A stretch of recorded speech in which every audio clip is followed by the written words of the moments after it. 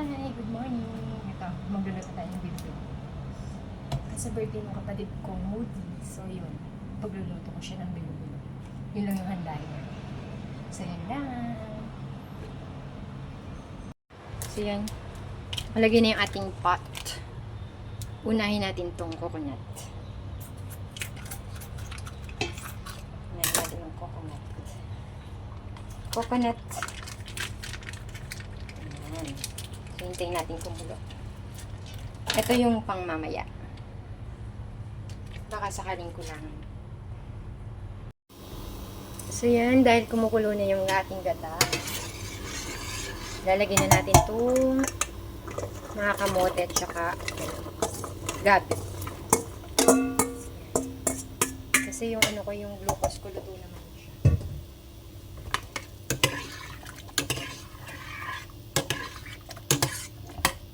Ito natin gamutot.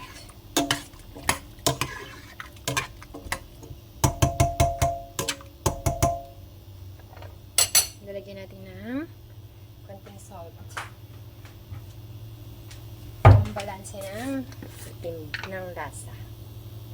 Kailangan natin lagyan ng konting salt.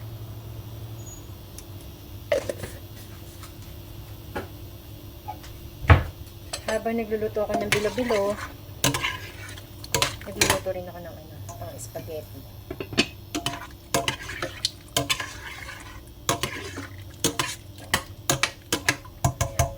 Try natin kumulo. Alam ko bawal takpas eh. Pero para mabilis kumulo, tatakpan natin.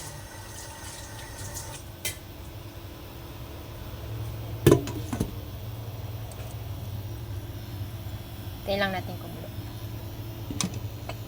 Sasabay ko na rin yung banana.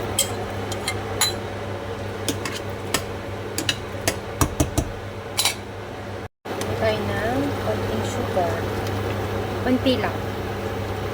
Kasi baka mamaya matamis na. So yun. Lang. Lalagyan na natin siya ng bangka. Ayun.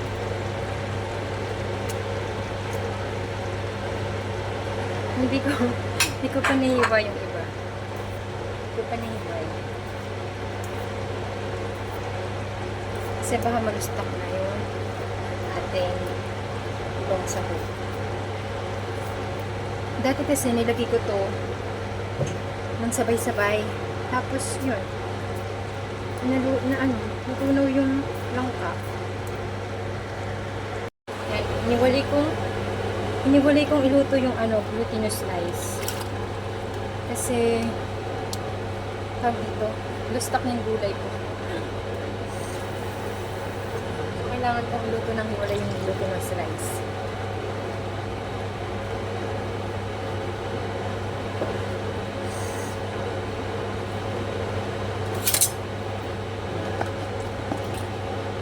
Ito na lang natin iluluto yung glutinous rice.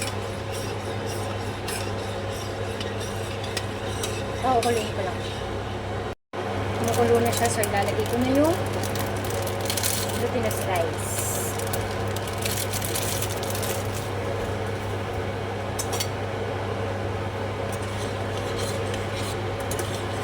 Ayan natin hanggang maluto.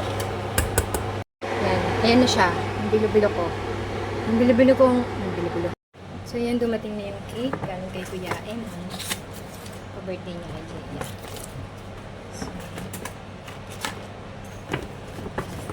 So, naman natin. Thank you.